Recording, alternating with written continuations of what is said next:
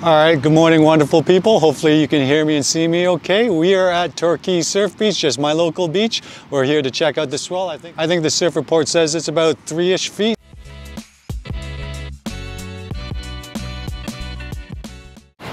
All right, so if you're not familiar with checking surf reports, what it usually will do is it'll do an approximate gauge of when the swell goes past the buoy, and they'll do the feet there. So something that says 3 feet today, when the swell is going past the buoy, it's about 3 feet. But by the time it hits the shore, it can vary if it's gonna be larger or smaller. So it's just a guideline.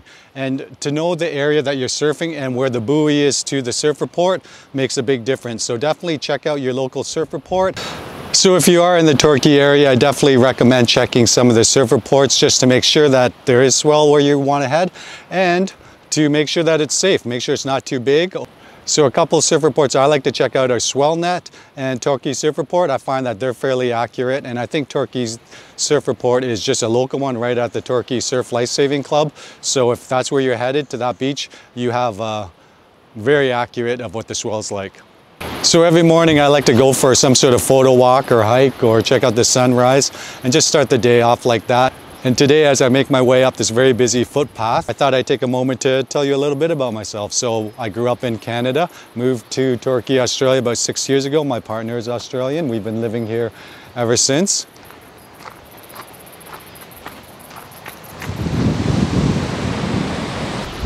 All right, so just behind me we have the Jan Jack side. I surf here sometimes. I find the water and the ride just a little bit challenging. It's a very short ride, you know, I find it's like a 2-3 second ride a lot of times. And maybe it's because I've broken my board twice here that I'm just a little bit hesitant. All right guys, so I'm gonna try and show you without being backlit and hopefully you can see me. Actually, here's a better view. So the one thing I really enjoy about Torquay Surf Beach is, hey, it's just a really nice rolling swell. It's great for beginners all the way to intermediate. If you go way out there to the back, you know, you get some great points, and down at Rocky Point, very challenging if you're advanced. I definitely don't recommend going there if you're like beginning, but I like to go there once in a while. I'm just kind of like average intermediate, but it is I only go there when I know I can handle the swell.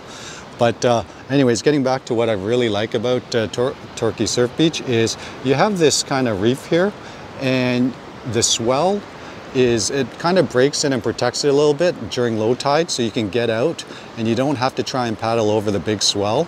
And then if you go further out, there's usually just a break in the swell that you can just go over a couple lines and then you have an easy paddle out, opposed to Jan Jack, it's just like line after line. And if it's heavy dumping swell, it's just a challenge to try and paddle over, especially on a SUP. So, all right guys, so this is something really ridiculous that I'm trying to attempt here. I'm actually holding the tripod fully out and holding it like a big extension or a selfie stick with the camera, and I don't even know if I'm in focus or anything because the Sony's, the one I'm on at least, doesn't have an articulating screen, a flip out screen. So hopefully you can see me and hear me okay, and if not, I'm still just gonna put it in the video probably.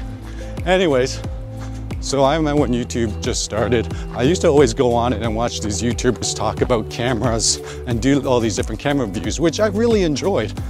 And I always wanted to do my own YouTube channel, but I never really knew what to do with it.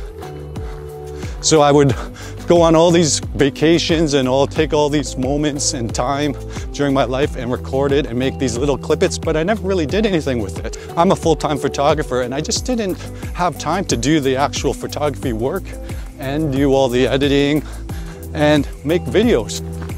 And then when I got into SUP surfing, I just absolutely fell in love with it. And I'm just so addicted to it now. And it's given me this new platform or this new idea of SUP surfing and making content, creating content. So now there's become this kind of area where I can just tell stories about my SUP surfing and I can show you this beautiful area.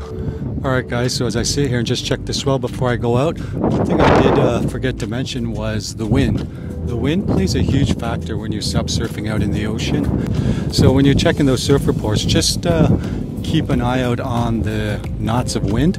I find that when it's 15 or above, it's just way too windy.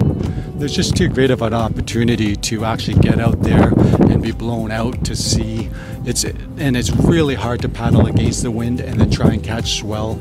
And on a new note, I forgot it was Valentine's Day. How horrible of a partner I am. Now, my partner and I, we never have ever celebrated Valentine's Day.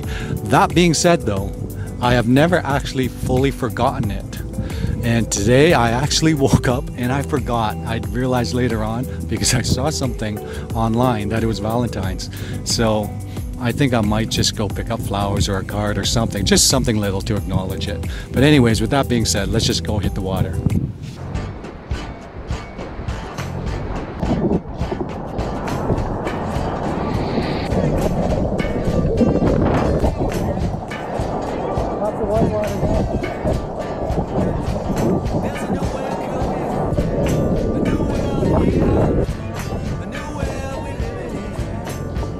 I think we're gonna just have some fun with shoulders now.